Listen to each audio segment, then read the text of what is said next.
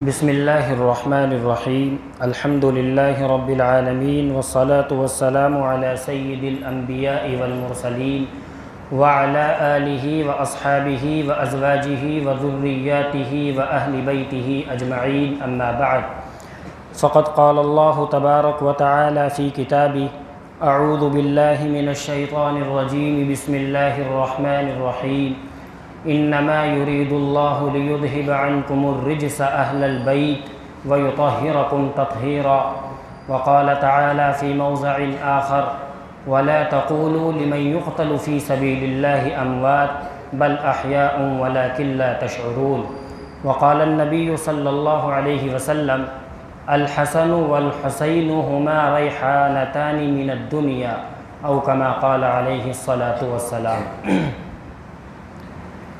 شہیدوں کے لہو سے جو زمیں سیراب ہوتی ہے، شہیدوں کے لہو سے جو زمیں سیراب ہوتی ہے، بڑی سرسبز ہوتی ہے، بڑی شاداب ہوتی ہے۔ شہادت کی حقیقت کو سمجھتے ہیں خدا والے، شہادت کی حقیقت کو سمجھتے ہیں خدا والے، شہادت اس کی خوب دے گئے ہیں کربلا والے۔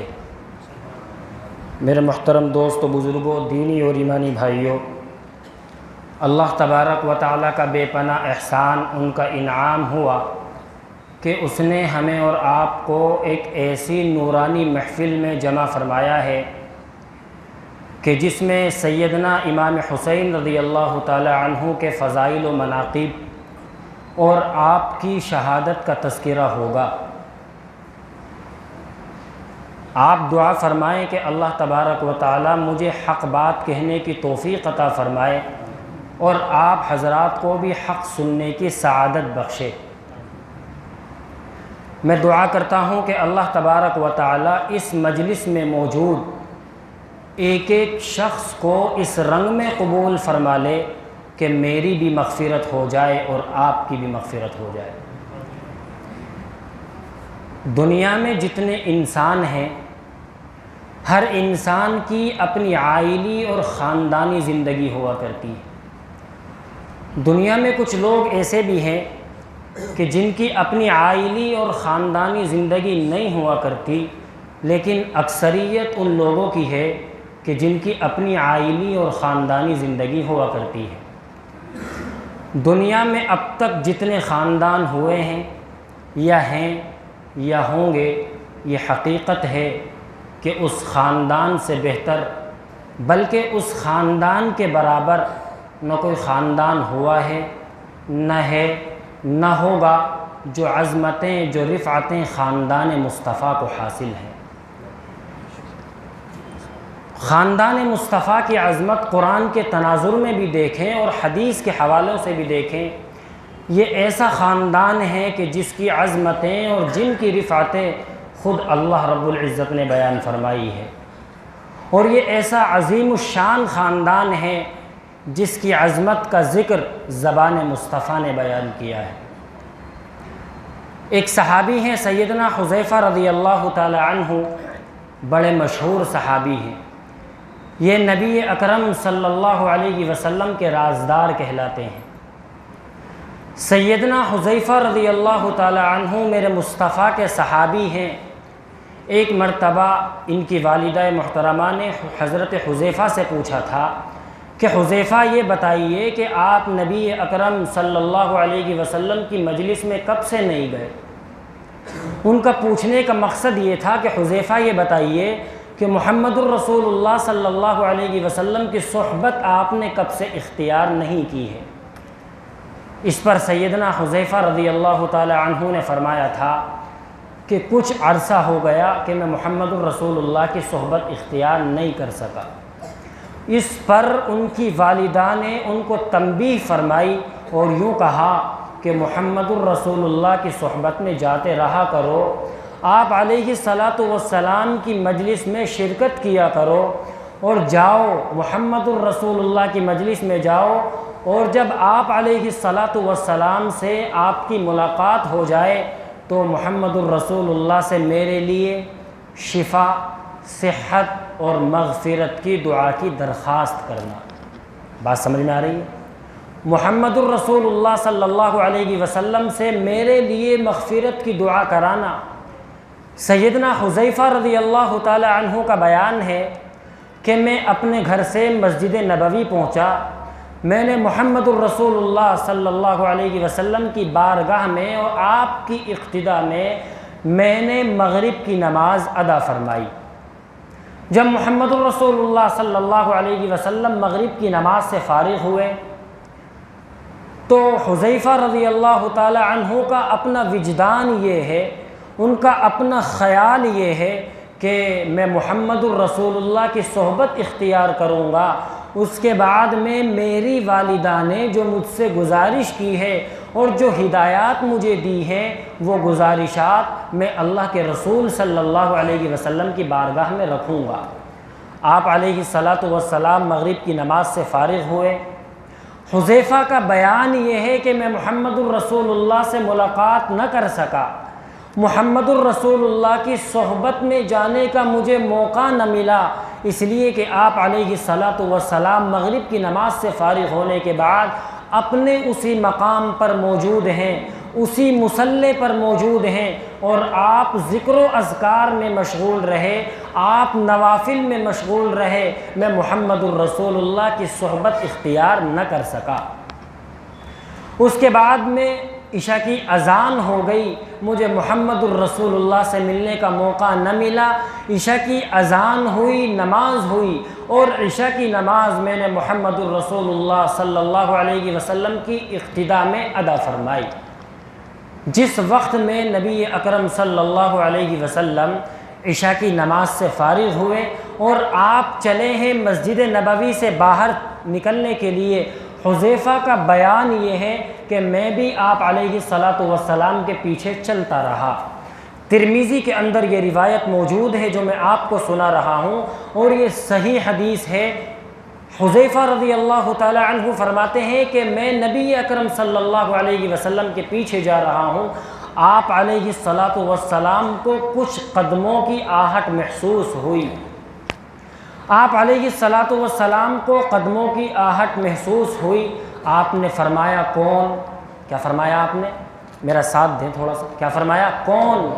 اس سے پہلے کہ حذیفہ رضی اللہ تعالی عنہ جواب دیتے، حذیفہ کا بیان یہ ہے کہ میرے جواب دینے سے پہلے محمد الرسول اللہ نے فرمایا حذیفہ، یعنی حذیفہ ہیں آپ نے ان کے قدموں کی آہٹ سے ان کو پہچانا۔ حذیفہ رضی اللہ تعالی عنہ کہتے ہیں کہ مجھے محمد الرسول اللہ سے مصابحت ہو گئی، آپ کی صحبت میں نے اختیار کی، اور وہ گزارشات اور وہ ہدایات جو مجھے میری والدہ نے کہی تھی کہ میرے لیے محمد الرسول اللہ سے مغفرت کی دعا کرانا، میرے کہنے سے پہلے نبی اکرم صلی اللہ علیہ وسلم نے فرمایا کہ حذیفہ اللہ تمہاری والدہ کی مغفرت فرمائے۔ یہ رسول اللہ صلی اللہ علیہ وسلم نے حذیفہ رضی اللہ تعالی عنہ کے بارگاہ میں ان ہدایات کو رکھنے سے پہلے آپ نے فرمایا کہ حذیفہ اللہ تمہاری والدہ کی مغفرت فرمائے۔ اب آگے کا جملہ سنیے، میں نے حدیث کا ابتدائی حصہ آپ کو سنایا ہے، اب مکمل حدیث سنیں اور عظمت مصطفیٰ اور رفعت مصطفیٰ اور خاندان مصطفیٰ کی عظمت دیکھیں کہ نبی اکرم صلی اللہ علیہ وسلم نے اور خود اللہ تبارک و تعالیٰ نے اس خاندان کی کیا عظمت بیان فرمائی ہے۔ نبی اکرم صلی اللہ علیہ وسلم نے فرمایا کہ ابھی میرے پاس ایک ایسا فرشتہ آیا ہے کہ جب سے اللہ تبارک و تعالیٰ نے اس فرشتے کو پیدا فرمایا ہے اس وقت سے لے کر آج تک وہ فرشتہ اس زمین پر نہیں آیا۔ نبی اکرم صلی اللہ علیہ وسلم فرما رہے ہیں کہ میرے پاس ابھی ایک ایسا فرشتہ آیا کہ جب سے اللہ تبارک و تعالیٰ نے اس کو پیدا فرمایا ہے اس وقت سے لے کر آج تک اس روئے زمین پر وہ فرشتہ نہیں آیا، اور اس فرشتے نے اللہ کی بارگاہ میں حاضر ہو کر کہا کہ یا اللہ آپ مجھے اجازت دیں کہ میں آپ کے نبی کی بارگاہ میں سلام پیش کر کے آؤں۔ وہ فرشتہ ایسا ہے کہ وہ ابھی اس روئے زمین پر نہیں آیا، وہ اللہ سے اجازت طلب کر رہا ہے کہ میرے مولا آپ مجھے اجازت دیں کہ میں زمین پر جاؤں اور مدینۃ المنورہ میں موجود محمد الرسول اللہ صلی اللہ علیہ وسلم کو سلام کر کے آؤں۔ اللہ تبارک و تعالیٰ نے اجازت دی کہ جائیے ہمارے نبی کی بارگاہ میں سلام پیش کر کے آئیے، لیکن ساتھ میں میرے مصطفیٰ کو یہ خوشخبری سنا دینا، ان کو ایک خوشخبری اور سنا دینا، یوں کہنا کہ اللہ تبارک و تعالیٰ نے آپ کی بیٹی سیدہ فاطمۃ الزہرا رضی اللہ تعالی عنہا کو جنت کی عورتوں کی سردار بنا دیا ہے۔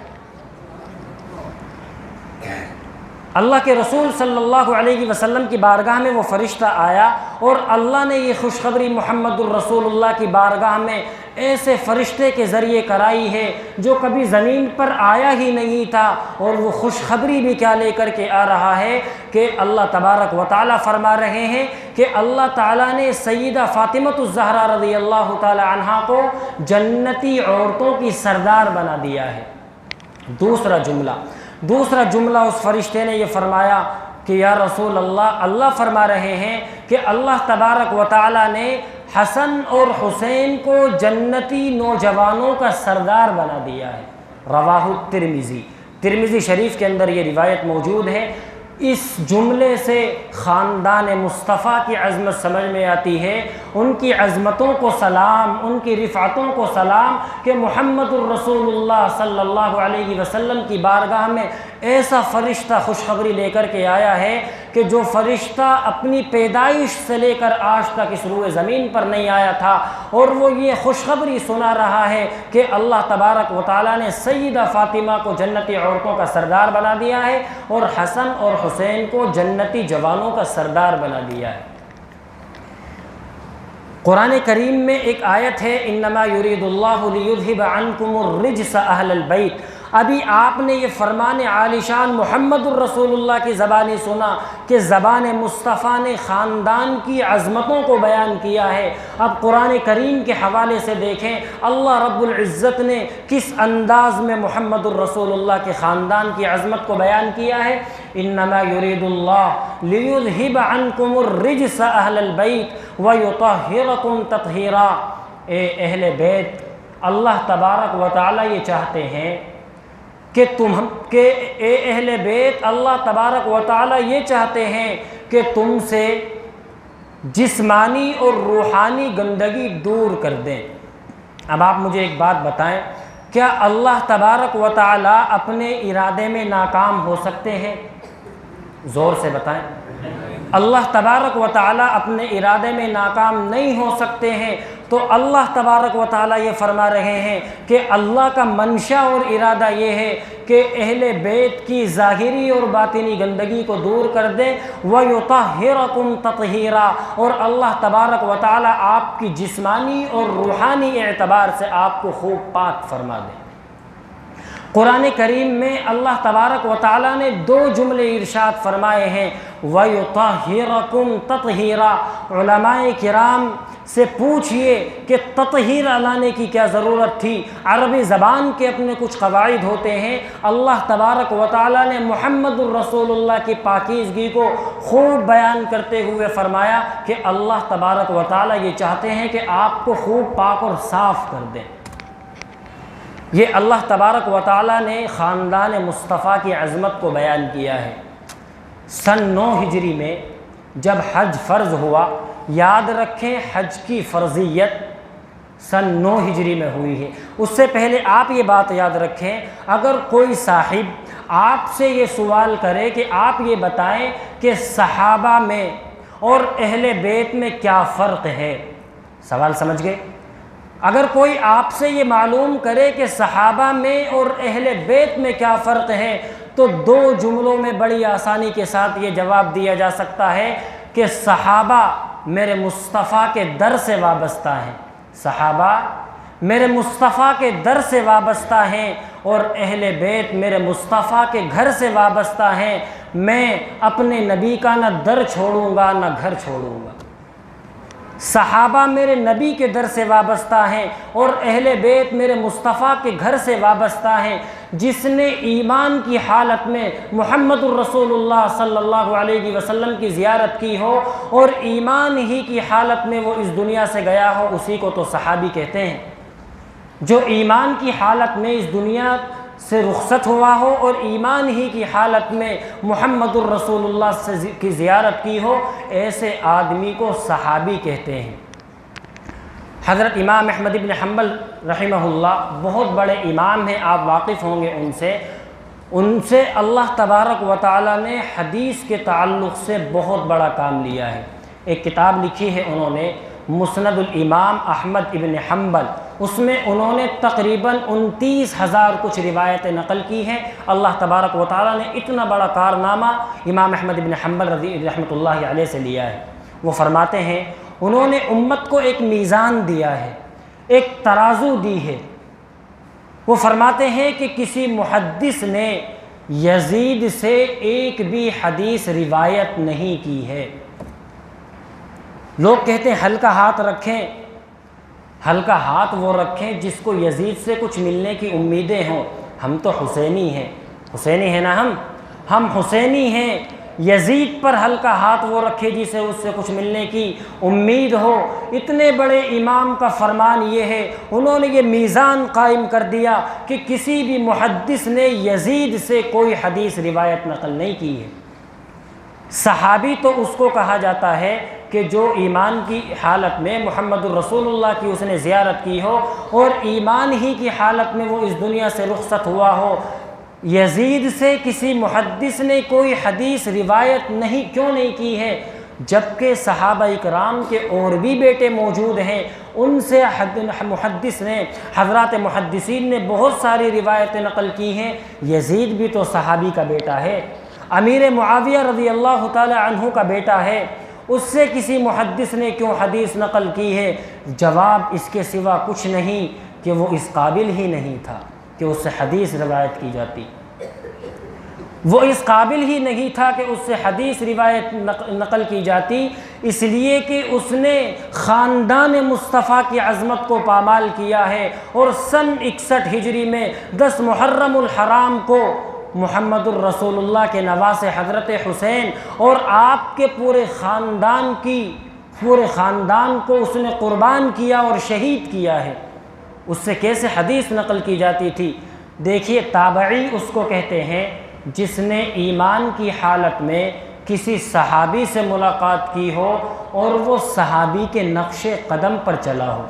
یزید کے زمانے میں تو بہت سارے صحابہ کرام تھے، اس کو تابعی نہیں کہا جا سکتا، اس لیے کہ وہ صحابہ کرام کے منشا اور ان کے راستے پر نہیں تھا، ان کے نقش قدم پر نہیں تھا، اور اس نے محمد الرسول اللہ صلی اللہ علیہ وسلم کے خاندان کو شہید کیا ہے۔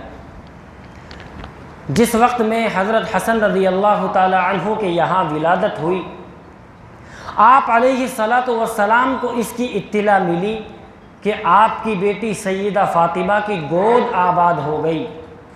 محمد الرسول اللہ صلی اللہ علیہ وسلم اپنی بیٹی سیدہ فاطمہ کے گھر گئے ہیں اور آپ نے فرمایا کہ علی مجھے میرا بیٹا دکھاؤ۔ محمد صلی اللہ علیہ وسلم نے حسن اور حسین کو اپنے بیٹوں کے عنوان سے یاد کیا ہے، اور قرآن کریم نے بھی وہ لفظ بیان کیا ہے، ابناءنا۔ کون داخل ہے ابناءنا میں؟ ابناءنا میں یہ حسنین کریمین داخل اور شامل ہیں۔ محمد الرسول اللہ صلی اللہ علیہ وسلم پہنچے ہیں حضرت فاطمہ کے گھر اور آپ نے فرمایا کہ مجھے میرا بیٹا دکھاؤ۔ آپ علیہ الصلاۃ والسلام کی گود میں لا کر کے رکھا گیا۔ نبی اکرم صلی اللہ علیہ وسلم نے اپنی زبان سے ان کے داہنے کان میں اذان دی ہے۔ اس کے بعد میں اذان دینے کے بعد آپ نے ان کے بائیں کان میں تکبیر کہی ہے، اقامت کہی ہے۔ اس کے بعد میں محمد الرسول اللہ صلی اللہ علیہ وسلم نے ان کی تہنیک فرمائی ہے۔ تہنیک کہتے ہیں کسی اللہ والے سے، کسی عالم دین سے، کسی بزرگ سے کھجوریں چبوا کر کے اس کے تالو پر لگائی جاتی ہے۔ یہ محمد الرسول اللہ کی سنت ہے، اس سنت کو زندہ کیا جائے۔ آپ نے تہنیک فرمائی، اس کے بعد میں آپ نے اپنا لعاب یعنی تھوک حضرت حسن رضی اللہ تعالی عنہ کے منہ میں ڈالا، اور پھر آپ نے فرمایا کہ علی آپ نے میرے اس بیٹے کا کیا نام رکھا ہے؟ کیا فرمایا کہ علی آپ نے میرے اس بیٹے کا کیا نام رکھا ہے؟ چونکہ مکۃ المکرمہ کا رواج یہ تھا کہ وہ نام ایسا رکھتے تھے کہ جس سے دشمن سنتے ہی ڈر جائے۔ حرب، یا رسول اللہ میں نے ان کا نام حرب رکھا ہے۔ حرب کے معنی شجاع، بہادر، جنگجو، لڑنے والا۔ محمد الرسول اللہ نے فرمایا نہیں، کہ میں اپنے اس بیٹے کا نام حسن تجویز کرتا ہوں۔ پھر محمد الرسول اللہ صلی اللہ علیہ وسلم کو دوسری پیدائش کی اطلاع ملی۔ آپ صلی اللہ علیہ وسلم پھر حضرت فاطمہ الزہرا رضی اللہ تعالی عنہا کے گھر تشریف لے جاتے ہیں۔ آپ نے فرمایا کہ علی مجھے میرا بیٹا دکھاؤ۔ نبی اکرم صلی اللہ علیہ وسلم کی گود میں حضرت حسین رضی اللہ تعالی عنہ کو رکھا جاتا ہے۔ آپ فرماتے ہیں کہ علی آپ نے ان کا کیا نام رکھا ہے؟ حضرت علی کہتے ہیں کہ میری خواہش تھی کہ میں پہلے بیٹے کا نام حرب رکھوں، لیکن محمد الرسول اللہ نے اس کا نام حسن تجویز کیا، لہٰذا اب میں اپنے اس بیٹے کا نام حرب رکھتا ہوں۔ تو آپ علیہ الصلاۃ والسلام سے فرمایا کہ یا رسول اللہ میں نے ان کا نام حرب رکھا ہے۔ آپ صلی اللہ علیہ وسلم نے فرمایا نہیں، میں اپنے اس بیٹے کا نام حسین تجویز کرتا ہوں، میں اپنے اس بیٹے کا نام حسین تجویز کرتا ہوں۔ آپ علیہ الصلاۃ والسلام کو جب تیسرے بیٹے کی خبر ملی، امت کے عام انسان اس سے ناواقف اور ناآشنا ہے، اس تیسرے بیٹے سے، ہم تو صرف حسن اور حسین کو جانتے ہیں۔ محمد صلی اللہ علیہ وسلم کو جب تیسرے بیٹے کی اطلاع ملی، آپ صلی اللہ علیہ وسلم نے فرمایا کہ علی مجھے میرا بیٹا دکھاؤ۔ آپ علیہ الصلاۃ والسلام کی گود میں اس بچے کو رکھا گیا۔ آپ نے پوچھا کہ علی آپ نے اپنے اس بیٹے کا کیا نام رکھا ہے؟ تو حضرت علی کہتے ہیں کہ وہی حرب رکھا ہے۔ آپ علیہ الصلاۃ والسلام نے فرمایا نہیں، میں اپنے اس بیٹے کا نام محسن تجویز کرتا ہوں۔ یاد رکھیں گے تیسرے بیٹے کا نام کیا نام ہے؟ محسن۔ میں اپنے اس بیٹے کا نام محسن تجویز کرتا ہوں۔ پھر آپ علیہ الصلاۃ والسلام نے فرمایا کہ یا اللہ میں اپنے ان بچوں سے پیار کرتا ہوں، آپ بھی ان کو اپنا محبوب بنا لیجیے۔ پھر آپ نے فرمایا کہ یا اللہ جو میرے ان بیٹوں سے محبت رکھے، آپ بھی اس کو اپنا محبوب بنا لیجیے۔ الحمدللہ ہم خاندان مصطفیٰ سے محبت رکھتے ہیں، ہم حسن و حسین سے محبت رکھتے ہیں۔ میرا مصطفیٰ کا فرمان ہے کہ جو ان سے محبت رکھتا ہے اللہ تبارک و تعالیٰ کے یہاں وہ محبوب ہوا کرتا ہے۔ حضرت ام الفضل رضی اللہ تعالی عنہا نبی کریم صلی اللہ علیہ وسلم کی چچی ہے۔ انہوں نے ایک خواب دیکھا، آپ علیہ الصلاۃ والسلام سے وہ خواب کا تذکرہ فرما رہی ہیں کہ یا رسول اللہ میں نے خواب دیکھا کہ میں نے حضرت فاطمہ کے بدن سے گوشت کا ایک ٹکڑا لیا اور آپ کی گود میں رکھ دیا۔ آپ علیہ الصلاۃ والسلام نے فرمایا رأیت خیرا، تو نے اچھا خواب دیکھا ہے، یعنی اس کی تعبیر یہ ہے کہ میری بیٹی فاطمہ کے یہاں بیٹا پیدا ہوگا۔ جس وقت میں حسن رضی اللہ تعالی عنہ کی پیدائش ہوئی ہے، اس وقت میں آپ کی چچی ام الفضل نے محمد الرسول اللہ کی گود میں حضرت حسن کو رکھا تھا، اور آپ نے فرمایا تھا کہ چچی یہ تیرے خواب کی تعبیر ہے، یہ تیرے خواب کی تعبیر ہے جو تم نے دیکھا تھا۔ یہ ہے خاندان مصطفیٰ کی عظمت، ان کی عظمتوں کو سلام، ان کی رفعتوں کو سلام۔ زبان مصطفیٰ نے جس کی عظمت کو بیان کیا ہو اور اللہ تبارک و تعالیٰ نے جن کی عظمتوں کو بیان کیا ہو، وہ خاندان کیوں کر عظیم نہیں ہو سکتا۔ ایک حدیث اور سنیں، میں ابھی آپ کے سامنے خاندان مصطفیٰ کی عظمت بیان فرما رہا ہوں۔ ایک حدیث ہے صحیح مسلم کے اندر موجود ہے، نبی کریم صلی اللہ علیہ وسلم نے سن 9 ہجری میں حج فرمایا۔ سن 9 ہجری میں حج کی فرضیت ہوئی ہے۔ آپ نے سن 9 ہجری میں حج نہیں کیا، آپ نے سن 10 ہجری میں حج کیا ہے، اور سن 9 ہجری میں محمد صلی اللہ علیہ وسلم نے حج کا امیر حضرت ابو بکر صدیق رضی اللہ تعالی عنہ کو بنا کر کے بھیجا، اور قانون سنانے کے لیے سیدنا علی المرتضیٰ ابن ابی طالب کرم اللہ وجہہ کو بھیجا، اور سن 11 ہجری میں محمد الرسول اللہ کی وفات ہوئی۔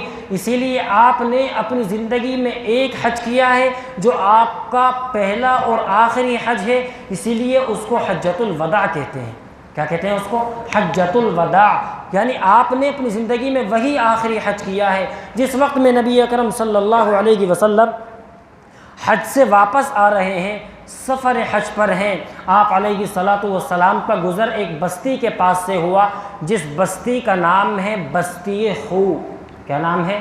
خو نامی بستی سے آپ کا گزر ہوا، اور آپ نے اس وقت میں ایک خطبہ دیا ہے، اور اس خطبے میں آپ نے 2 باتیں ارشاد فرمائی ہیں۔ عام طور سے ہماری مجلسوں میں اس حدیث کو ذکر نہیں کیا جاتا، عام طور سے ہمارے علماء اس حدیث کو بیان نہیں کرتے، لیکن محمد صلی اللہ علیہ وسلم نے اس حدیث کو بیان فرمایا، اور خاندان مصطفیٰ کی عظمت کو بیان فرمایا ہے۔ آپ صلی اللہ علیہ وسلم نے فرمایا کہ میں تمہارے درمیان 2 چیزیں چھوڑ کر جا رہا ہوں، ان کو مضبوطی سے تھامے رکھنا، کبھی بھی گمراہ نہیں ہو سکتے۔ آپ علیہ الصلاۃ والسلام نے فرمایا کہ میں تمہارے درمیان 2 چیزیں چھوڑ کر کے جا رہا ہوں، ان کو مضبوطی سے تھامے رکھنا، ان کو مضبوطی سے تھامے رکھنا۔ جب آپ ان کو مضبوطی سے تھامے رہیں گے تو کبھی بھی گمراہ نہیں ہو سکتے۔ پہلی چیز، میں اللہ کی کتاب قرآن کریم کو چھوڑ کر کے جا رہا ہوں۔ آپ قرآن کو مضبوطی سے تھامے رکھنا، کبھی بھی آپ گمراہ نہیں ہو سکتے۔ دوسری چیز آپ نے ارشاد فرمائی کہ میرے اہل بیت کو مضبوطی سے تھامے رکھنا، کبھی بھی گمراہ نہیں ہو سکتے۔ یہ ہے خاندان مصطفیٰ کی عظمت، یہ ہے خاندان مصطفیٰ صلی اللہ علیہ وسلم کی رفعت، جس کو زبان مصطفیٰ نے بیان کیا ہو، جس کو خود قرآن کریم نے بیان کیا ہو، وہ خاندان کتنا عظیم خاندان ہوگا۔ سن 61 ہجری میں 10 محرم الحرام کو کوفہ کی سرزمین پر کربلا کے میدان میں ایک عظیم واقعہ پیش آیا کہ حضرت حسین رضی اللہ تعالی عنہ کو اور آپ کے خاندان کو مظلومانہ انداز پر شہید کر دیا گیا۔ 10 محرم الحرام سن 61 ہجری، یاد رکھیں گے، 10 محرم الحرام سن 61 ہجری کو محمد الرسول اللہ کے خاندان کو مظلومانہ طریقے پر شہید کر دیا جاتا ہے، اور سن 61 ہجری سے ٹھیک 25 سال پہلے مدینۃ المنورہ کی سرزمین پر محمد الرسول اللہ صلی اللہ علیہ وسلم کے صحابی حضرت عثمان ابن عفان کو شہید کر دیا جاتا ہے۔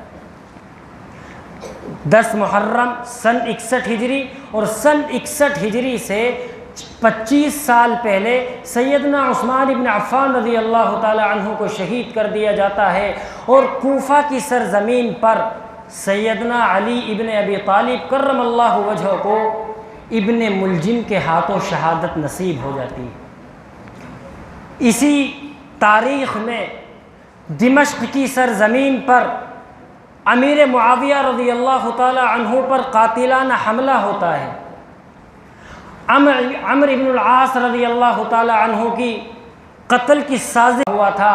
یہ کوفہ کی سرزمین پر علی المرتضیٰ کی شہادت ہو، یا امام حسین رضی اللہ تعالی عنہ کا شہید ہونا ہو، یا عمرو بن العاص رضی اللہ تعالی عنہ کی شہادت ہو، یا مدینۃ المنورہ کی سرزمین پر وہ عظیم شخصیت جام شہادت نوش فرما جاتا ہو کہ جو محمد الرسول اللہ صلی اللہ علیہ وسلم کے جن کو دوہرے داماد ہونے کی سعادت حاصل ہے، جن کے نکاح میں محمد صلی اللہ علیہ وسلم کی 2 بیٹیاں یکے بعد دیگرے آپ کے نکاح میں تھیں، کہ جس کے تعلق سے محمد صلی اللہ علیہ وسلم نے جس کنویں کو وقف کرنے پر اللہ تبارک و تعالی نے جنت کی مخصوص نہر کی خوشخبری سنائی ہو، جامع القرآن سیدنا عثمان ابن عفان رضی اللہ تعالی عنہ کو 25 سال پہلے سن 61 ہجری سے شہید کر دیا جاتا ہے۔ دراصل یہ سبائی فتنے کا نتیجہ ہے۔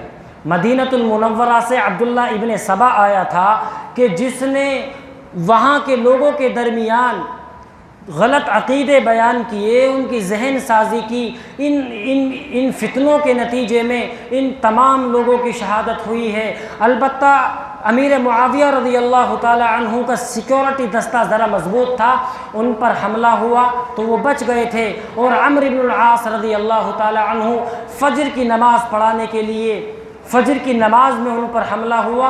اس دن وہ فجر کی نماز پڑھانے کے لیے نہیں گئے تھے، جن دوسرے صاحب کو نماز پڑھانے کے لیے بھیجا تھا ان پر قاتلانہ حملہ ہوا، وہ شہید کر دیے جاتے ہیں۔ امیر معاویہ رضی اللہ تعالی عنہ کے بعد جب ان کا بیٹا یزید تخت نشین ہوا، اور جب وہ اپنے والد گرامی کے تخت پر بیٹھا ہے، اس وقت صحابہ کرام کی ایک بڑی جماعت موجود ہے، اور خود امیر معاویہ کو یہ احساس تھا کہ ممکن ہے کہ میرے بیٹے یزید کے ہاتھ پر بہت سارے لوگ بیعت نہ کریں، اس لیے کہ ابھی صحابہ کرام کی ایک بڑی جماعت موجود ہے، اور امیر معاویہ کو خود یہ احساس تھا، اور ان کے مشیروں نے ان کو یہ مشورہ دیا تھا کہ یزید میں کوئی ایسی خوبی بھی نہیں ہے کہ آپ اس کو اپنا جانشین بنا دیں۔ تو امیر معاویہ نے کہا تھا کہ جب ان پر خلافت کا اور حکومت کا اور امارت کا بوجھ ڈلے گا تو یہ صحیح ہو جائے گا۔ لیکن اپنی زندگی میں امیر معاویہ رضی اللہ تعالی عنہ نے یہ کہا تھا، اور اپنے بیٹے یزید کو چند ہدایات کی تھی، ان میں سے ایک ہدایت یہ تھی کہ کبھی بھی محمد الرسول اللہ کے خاندان پر زیادتی نہ کرنا، کہ کبھی محمد صلی اللہ علیہ وسلم کے خاندان کے سامنے سختی سے پیش نہ آنا۔ یہ امیر معاویہ نے اپنے بیٹے یزید کو کہا تھا۔ حالات چلتے رہے، نبی اکرم صلی اللہ علیہ وسلم نے جو پیشین گوئیاں فرمائی ہیں آخر وہ تو پوری ہونی تھی۔ آپ علیہ الصلاۃ والسلام نے جس وقت میں اپنے بیٹے حضرت حسین کو اپنی گود میں لیا، اس وقت میں آپ نے اس کو پیار کیا تھا۔ پھر آپ رونے لگے تھے، چچی نے پوچھا تھا کہ یا رسول اللہ یہ کیا وجہ ہے کہ ابھی آپ خوش تھے، اب آپ کی آنکھوں سے آنسو جاری ہو رہے ہیں؟ تو محمد الرسول اللہ نے فرمایا تھا کہ میرے سامنے میدان کارزار آ گیا ہے، میرے سامنے میدان کارزار آ گیا ہے، اور میری امت کے وہ افراد ہوں گے جو میرے اس لخت جگر کو اور میرے اس نور نظر کو شہید کر دیں گے۔ آپ علیہ الصلاۃ والسلام کی یہ پیشین گوئیاں تھیں۔ جب یزید تخت نشین ہوا، یزید کو خود یہ یقین تھا کہ مدینۃ المنورہ کی سرزمین پر بڑے باپ کے 3 بیٹے موجود ہیں، عبداللہ ابن زبیر رضی اللہ تعالی عنہ، اور عبداللہ ابن عمر رضی اللہ تعالی عنہ، اور علی کے بیٹے حضرت امام حسین رضی اللہ تعالی عنہ موجود ہیں۔ اگر میں ولید ابن حکم جو مدینۃ المنورہ کا گورنر تھا، اس کے پاس یزید نے خط بھیجا کہ آپ اس وقت مدینے میں 3 آدمی موجود ہیں، آپ ان 3 آدمیوں کو روکیں، بلکہ 2 آدمیوں کو روکیں۔ عبداللہ ابن عمر تو بڑے عبادت گزار آدمی ہیں، انہیں سیاست سے ان کا کوئی لینا دینا نہیں، لیکن 2 بڑے باپ کی اولاد ہیں، ایک تو علی المرتضیٰ کے صاحبزادے حضرت حسین موجود ہیں، اور دوسرے عبداللہ ابن زبیر موجود ہیں۔ اگر انہوں نے میرے خلاف کوئی محاذ بلند کر دیا اور میرے خلاف کوئی علم بغاوت بلند کیا تو میری حکومت خطرے میں پڑ جائے گی، لہٰذا ان دونوں شخصیتوں کو روکا جائے۔ یزید نے امام حسین کو بیعت کرنے کے لیے اپنے ہاتھ پر ان سے بیعت لینے کے لیے ہر طرح کا حربہ استعمال کیا، لیکن حضرت امام حسین رضی اللہ تعالی عنہ قائل نہ ہو سکے۔ عبداللہ ابن زبیر رضی اللہ تعالی عنہ رات کے وقت میں مدینۃ المنورہ سے کوچ کر کے مکۃ المکرمہ پہنچ جاتے ہیں۔ جب یزید نے یہ خط مدینے کے گورنر ولید بن عقبہ کے پاس پہنچا تو اس میں 3-4 چیزیں لکھی ہوئی تھی۔ پہلی چیز امیر معاویہ کے انتقال کی خبر، دوسری چیز اپنی جانشینی کا اعلان، تیسری چیز اپنے حاکم ہونے کا حکم، اور چوتھی چیز یہ تھی کہ ان دونوں کو روکا جائے ورنہ میری حکومت خطرے میں پڑ جائے گی۔ بات سمجھ میں نہیں آ رہی آپ کو؟ بات سمجھ میں آ رہی ہے نا؟ یہ میری حکومت خطرے میں پڑ جائے گی، تو اس وقت میں عبداللہ ابن زبیر اور ولید بن عقبہ بھی بڑا سمجھدار آدمی تھا، وہ وقت ٹالتا رہا، وقت چلتا رہا۔ عبداللہ ابن زبیر رضی اللہ تعالی عنہ رات کے وقت میں مدینے سے کوچ کر کر مکۃ المکرمہ میں پہنچ جاتے ہیں۔ اب باقی بچے امام حسین رضی اللہ تعالی عنہ، امام حسین کو طلب کیا گیا، لیکن امام حسین رضی اللہ تعالی عنہ بھی رات کو مدینے سے کوچ کر کر مکۃ المکرمہ پہنچ جاتے ہیں، اور یہ خبر کوفہ پہنچ چکی ہے یزید کے پاس کہ جن دو شخصوں کو پکڑنے کے لیے اور جن دو بڑے باپ کی اولاد کو پکڑنے کے لیے اور گرفتار کرنے کے لیے میں نے آپ کو بھیجا تھا، آپ نے انہی دونوں کو روانہ کر دیا۔ تو ولید ابن عقبہ نے ایک بات کہی تھی، بڑی تاریخ میں اس کو سنہرے ابواب کے اندر نوٹ کیا گیا۔ ولید نے کہا تھا کہ میں محمد الرسول اللہ کے نواسے کو نہیں پکڑوا سکتا، ان کا تعاقب کے لیے میں کسی کو نہیں بھیجوں گا۔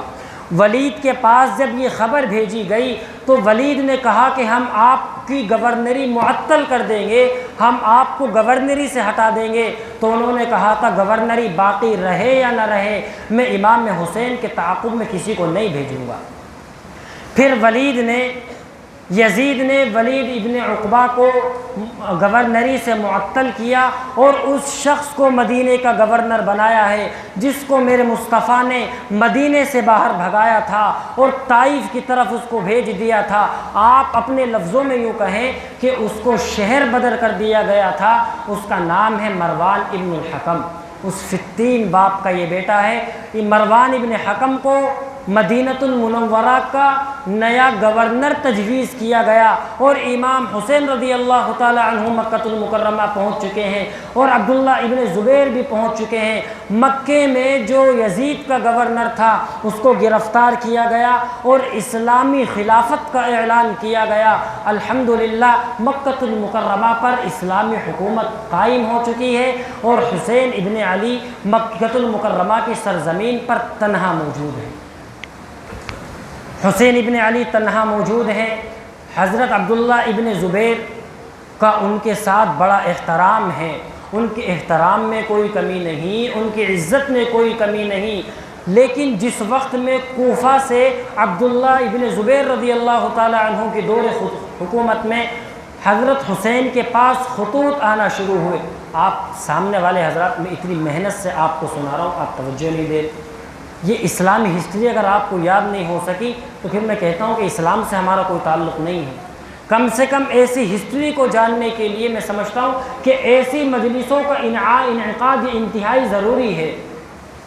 عبداللہ ابن زبیر کی حکومت قائم ہو چکی ہے، امام حسن بھی مکۃ المکرمہ کی سرزمین پر موجود ہیں، اور کوفہ سے خط آنے شروع ہوئے امام حسین کے پاس کہ آپ کوفہ تشریف لے آئیں، ہم آپ کے حق دستپرست پر بیعت لے لیں گے اور آپ یہاں آ کر کے اسلامی حکومت قائم کرنا اور یزید کے خلاف ہم علم بغاوت بلند کریں گے۔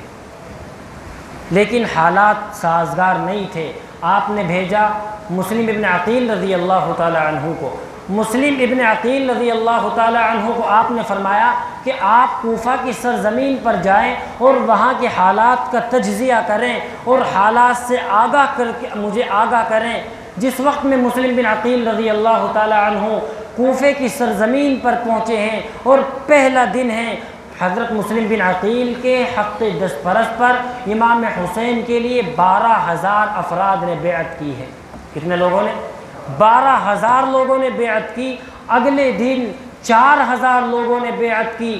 حضرت مسلم عقیل کا بیان یہ ہے کہ انہوں نے امام حسین کو خط لکھا کہ کوفہ کے حالات سازگار ہیں، آپ مکۃ المکرمہ سے کوفہ کی طرف روانہ ہو جائیں، کوفے کے حالات بالکل درست ہیں۔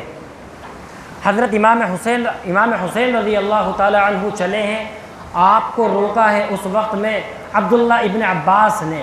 عبداللہ ابن عباس نے آپ کو روکا اور فرمایا کہ آپ وہاں نہ جائیں، اس لیے کہ کوفی دغا باز ہیں، وہ آپ کو دھوکہ دیں گے۔ عبداللہ ابن عباس نے روکا، عبداللہ ابن زبیر نے روکا اور آپ کے خاندان نے روکا، لیکن حضرت امام حسین رضی اللہ تعالی عنہ نہیں رکے۔ اس وقت میں جب آپ نے کوفہ کی طرف کوچ کی ہے اور کوفہ کی طرف آپ نے سفر کیا ہے اس وقت میں راستے میں آپ کی ایک عربی کے مشہور شاعر سے ملاقات ہوئی۔ آپ نے اس سے پوچھا کہ کوفہ کے حالات کیسے ہیں، کوفہ کے حالات کیسے ہیں؟ تو انہوں نے کہا کہ کوفیوں کے دل تو آپ کے ساتھ ہیں اور تلوار یزید کے ساتھ ہیں، دل آپ کے ساتھ ہیں اور تلوار یزید کے ساتھ ہیں۔ آپ امام حسین رضی اللہ تعالی عنہ تھوڑا اور آگے چلے، آپ نے پھر ان سے پوچھا اور آپ کو مسلم بن عقیل کی خبر ملی کہ مسلم بن عقیل کو شہید کر دیا گیا، جو آپ کے لیے بیعت لے رہے تھے، شہید یہ اس طرح کیا گیا کہ مسلم بن عقیل رضی اللہ تعالی عنہ امام حسین کے لیے اپنے ہاتھ پر بیعت لے رہے ہیں۔ ادھر ابن زیاد جو بصرہ کا گورنر تھا، جب بصرہ کا گورنر کوفہ میں داخل ہوا تو اسے معلوم ہوا کہ یزید کے خلاف کام چل رہا ہے، یزید کے خلاف علم بغاوت بلند کیا جا رہا ہے، تو اس نے امام مسلم بن عقیل رضی اللہ تعالی عنہ کا تعاقب کیا۔ بالآخر مسلم بن عقیل رضی اللہ تعالی عنہ ایک بڑھیا کے یہاں پناہ لیتے ہیں اور فرماتے ہیں کہ میں محمد صلی اللہ علیہ وسلم کے نواسے امام حسین کا وکیل ہوں۔ تو ایک آدمی نے مخبری کی اور مسلم بن عقیل رضی اللہ تعالی عنہ کو گرفتار کرنے کے لیے ہانی بن عروہ کے گھر کا گھیراؤ کیا گیا اور ہانی بن عروہ سے کہا گیا کہ آپ امام حسین کو ہمارے حوالے کریں ورنہ ہم آپ کی جان لے لیں گے، ورنہ ہم آپ کو جان سے مار دیں گے۔ اس بوڑھی اماں نے جواب دیا تھا کہ میرے جیسی ہزاروں جانیں قربان ہیں، لیکن میں محمد الرسول اللہ صلی اللہ علیہ وسلم کے نواسے اور گلستان نبوت کے نواسے کو آپ کے حوالے نہیں کر سکتی ہوں۔ اس بڑھیا کو شہید کر دیا گیا۔ جب مسلم بن عقیل کو اس کی خبر ملی تو مسلم بن عقیل نے اپنی تلوار نیام سے نکالی اور یوں فرمایا کہ میں اپنے میزبان کا انتقام لے کر کے رہوں گا، اور اس بڑھیا کے گھر والے بھی مسلم بن عقیل رضی اللہ تعالی عنہ کے ساتھ ہوئے۔ جس وقت میں آپ ان سے جنگ کے لیے پہنچے ہیں تو ابن زیاد نے ایک چھوٹا سا لشکر بھیجا ہے۔ جب تیر اندازی شروع ہوئی تو مسلم بن عقیل کے ساتھ جتنے افراد تھے وہ سب کے سب فرار ہو گئے۔ پھر مسلم بن عقیل تنہا رہ گئے، پھر مسلم بن عقیل تنہا رہ گئے۔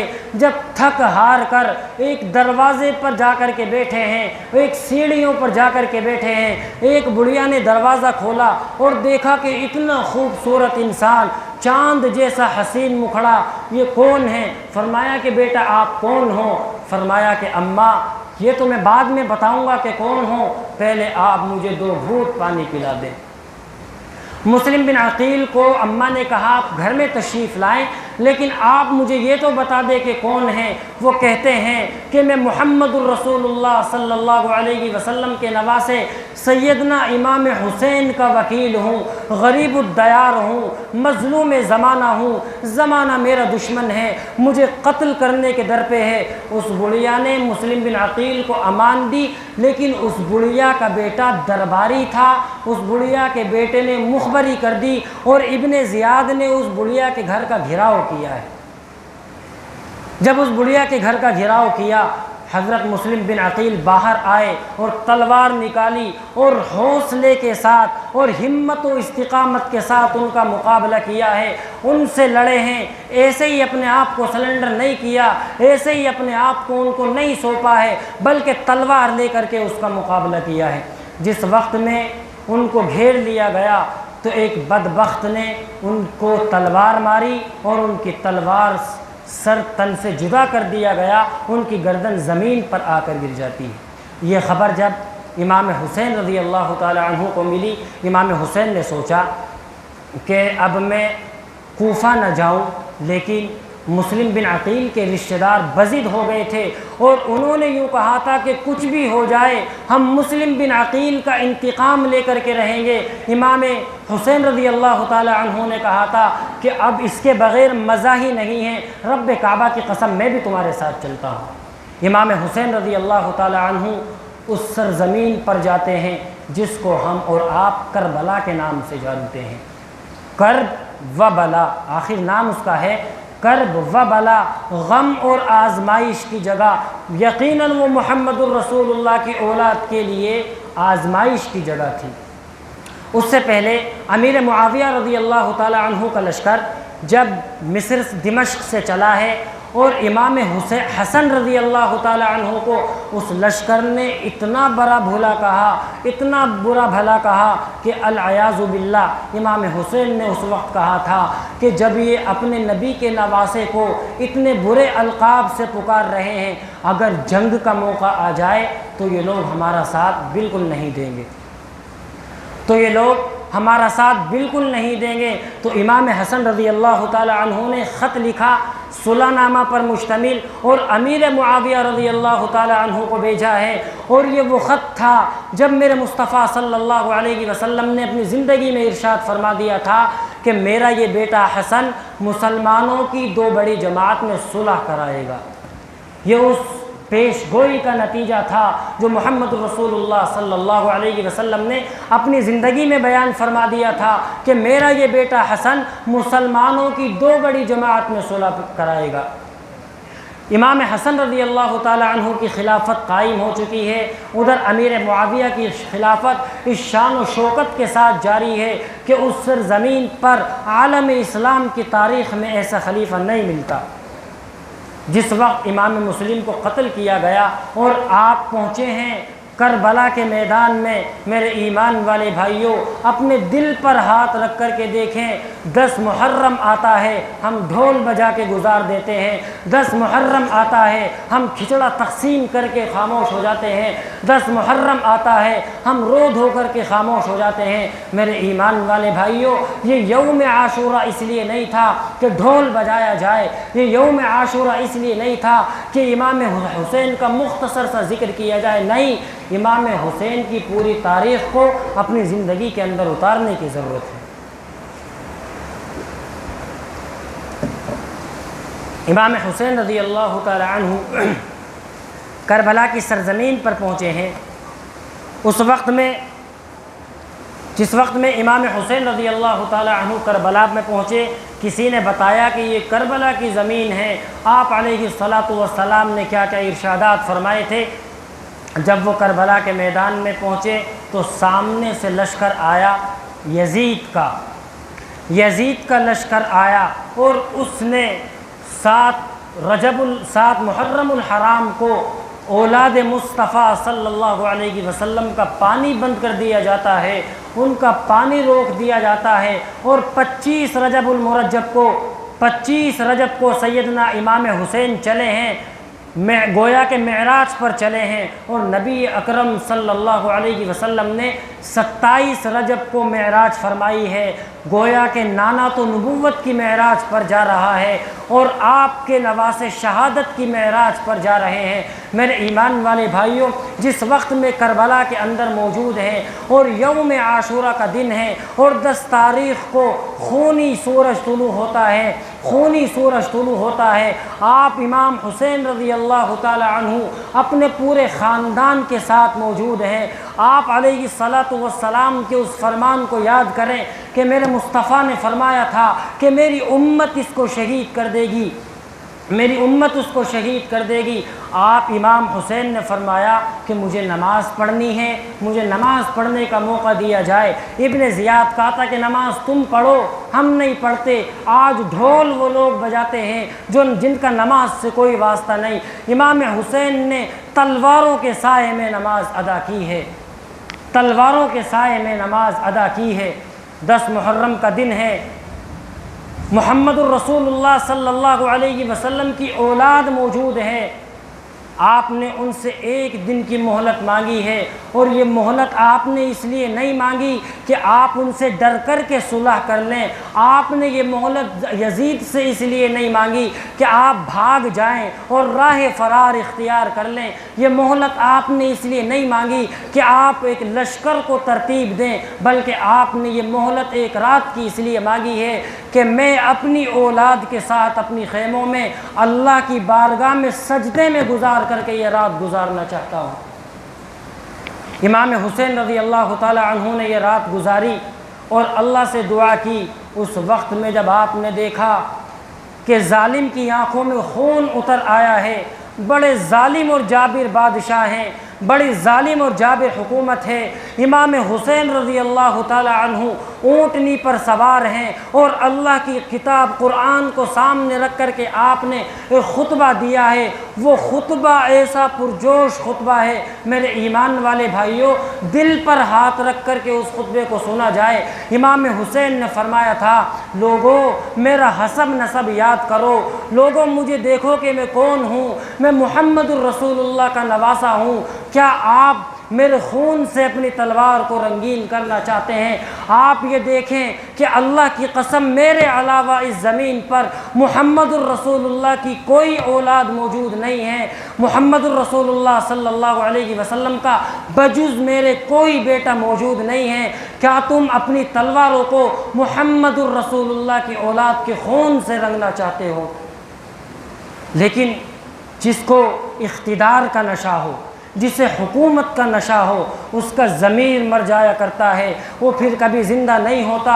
امام حسین نے ایسا پرجوش خطبہ دیا کہ یاد رکھو اس فرمان کو، میرے مصطفیٰ نے فرمایا تھا، الحسن والحسین سیدا شباب اہل الجنہ، کہ حسن اور حسین جنت کے نوجوانوں کے سردار ہیں۔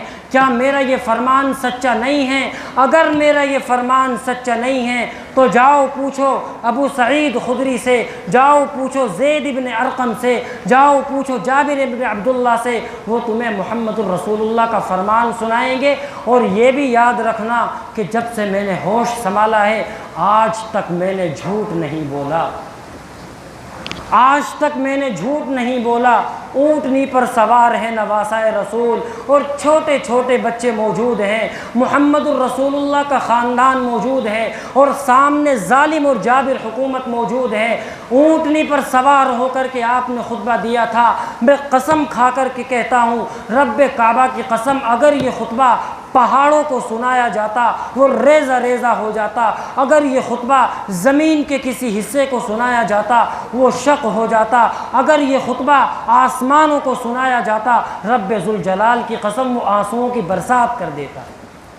میرا اور آپ کا دل کیسا ہے؟ اور سامنے یزید کی فوج موجود ہے، آپ نے اس کو یہ خطبہ دیا، آپ نے اس سے یہ باتیں کی ہیں، لیکن اس کے سینے میں دل نہیں تھا، اس کے سینے میں پتھر کا ایک ٹکڑا تھا، اس کی آنکھوں میں خون اتر آیا تھا۔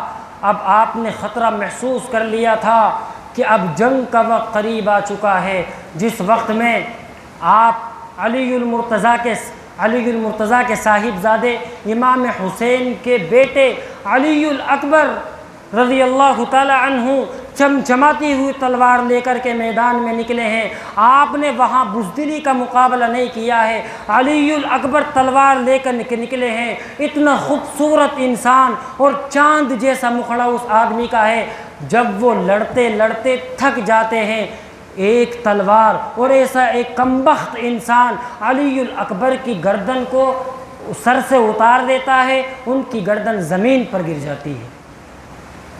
اس کے بعد یہ سارا ماجرا اندر سے خاندان نبوت کی عورتیں دیکھ رہی ہیں۔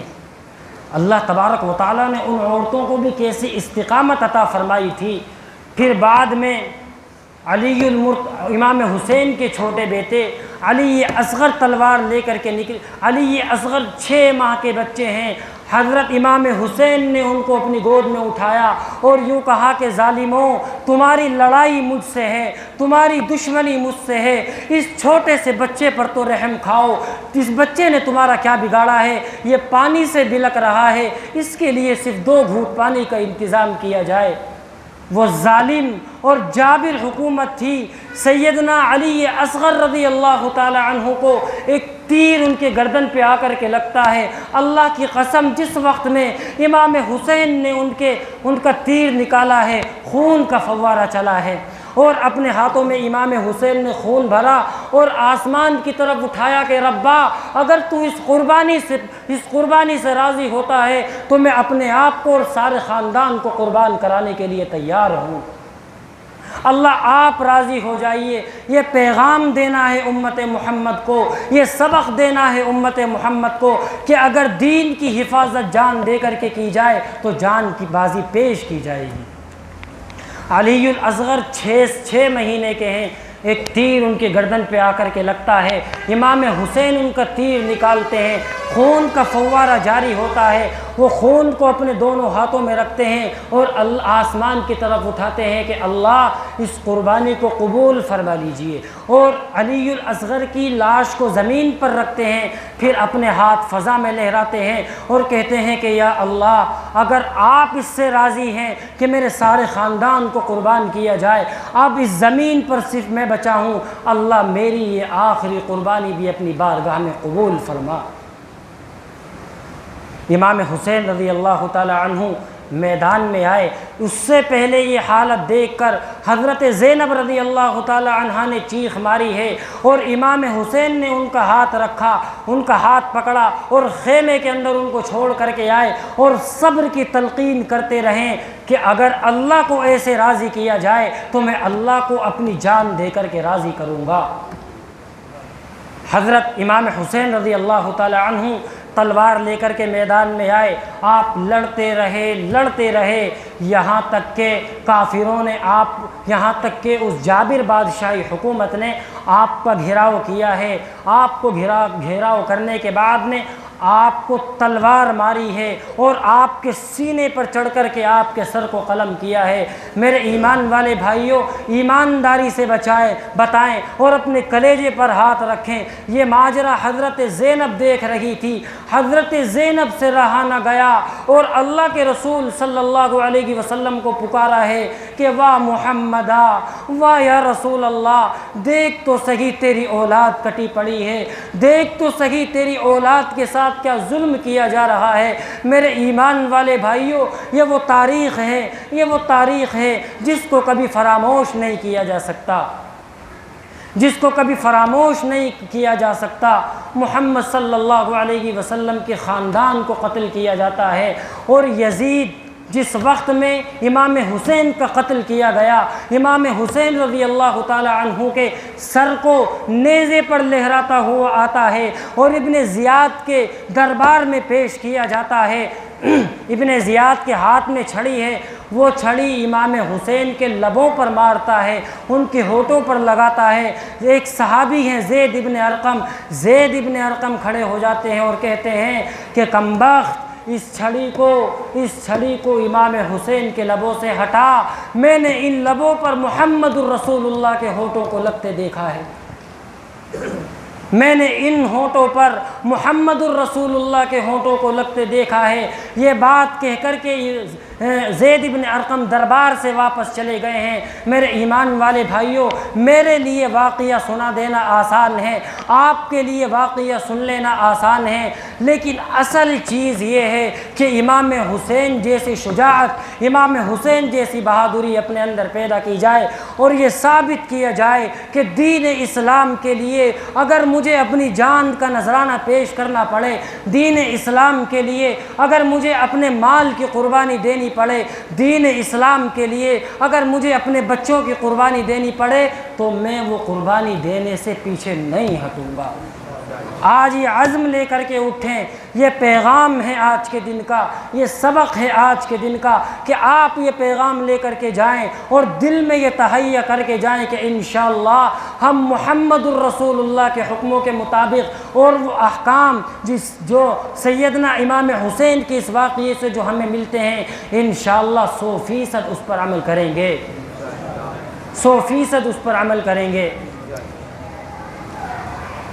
قتل حسین در اصل مرگ یزید ہے، قتل حسین اصل میں مرگ یزید ہے۔ اسلام زندہ ہوتا ہے ہر کربلا کے بعد، اسلام زندہ ہوتا ہے ہر کربلا کے بعد۔ اپنی دولت کے لیے نہ اپنی شہرت کے لیے آؤ میدان میں فقط دین کی خدمت کے لیے، آؤ میدان میں فقط دین کی خدمت کے لیے۔ اور علی کے گھرانے سے یہ آواز آتی ہے کہ مومن کی زندگی ہوتی ہے فقط شہادت کے لیے۔ نبی اکرم صلی اللہ علیہ وسلم کا فرمان ہے کہ میں اس زمین پر موجود ہوں اور میرا جی یہ چاہتا ہے، والذی نفسی بیدہ لوددت ان اقتل فی سبیل اللہ ثم احیا ثم اقتل ثم احیا ثم اقتل، کہ میں اللہ کی میں اللہ کی بارگاہ میں زندہ کیا جاؤں، پھر قتل کیا جاؤں، پھر زندہ کیا جاؤں، میرا جی یہ چاہتا ہے کہ میں اللہ کے دین کے کلمے کو اس طرح بلند کروں۔ یہ امام حسین رضی اللہ تعالی عنہ کے فضائل و مناقب اور آپ کی شہادت کا مختصر واقعہ جو مجھ جیسے علم و عمل کے اعتبار سے کوتاہ شخص نے آپ کو سنایا، اللہ میری زندگی میں بھی اس کو اتارے اور آپ کی زندگی میں بھی اس کو اتارے۔ ویسے تو یہ موضوع انتہائی حساس ترین ہے، میرے جیسے علم و عمل میں کوتاہ آدمی کے لیے اس موضوع کو بیان کرنے کے لیے کم از کم 10 دن چاہیے، اتنا حساس ترین موضوع ہے اور اس میں اتنی ساری چیزیں موجود ہیں۔ یہ میں نے آپ کے سامنے صرف خلاصہ بیان کیا ہے۔ میں مبارکبادی پیش کروں گا سیف بھائی ہیں، ہمارے کاشف بھائی ہیں، اس پوری ٹیم کو، مسجد وار جماعت کے ساتھیوں کو کہ انہوں نے اس مجلس کا انعقاد کیا اور آپ کو سیدنا امام حسین رضی اللہ تعالی عنہ کا یہ مختصر سا واقعہ آپ کے سامنے پیش کیا گیا۔ اللہ تبارک و تعالی کہنے سننے سے کہیں زیادہ عمل کی توفیق مرحمت فرمائے۔ وآخر دعوانا ان الحمد للہ رب العالمین۔